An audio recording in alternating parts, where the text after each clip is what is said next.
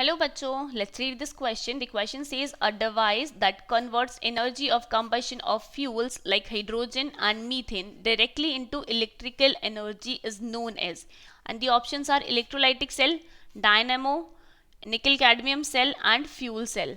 So these are the options. Here we have to solve this question. In this the key concept which is used is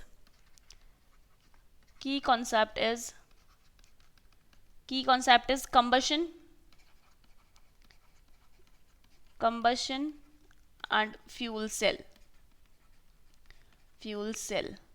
सो यहाँ पर दिया हुआ है question के अंदर, हम देख सकते हैं कि एक डिवाइस है जो एनर्जी को कन्वर्ट कर रहा है combustion of fuels like hydrogen and methane.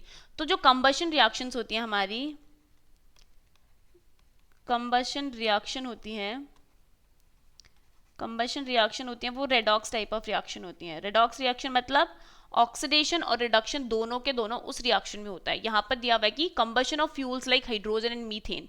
So hydrogen, methane और methanol, we can say that hydrogen, methane and methanol. Methanol is CH3OH. ये जो तीनों होते हैं ना वो फ्यूल सेल में यूज होते हैं. क्योंकि in the fuel cells reactants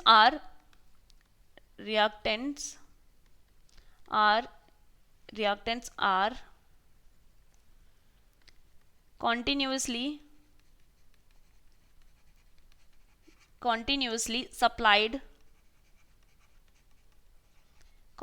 supplied to the electrodes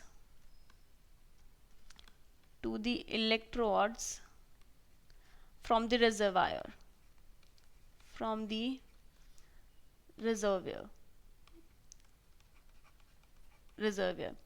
तो क्या है कि combustion reaction, redox reaction and also जो फ्यूल सेल्स होते हैं ना वो गैल्वेनिक सेल होते हैं, और गैल्वेनिक सेल के अंदर भी हम रेडॉक्स रिएक्शंस की ही बात करते हैं.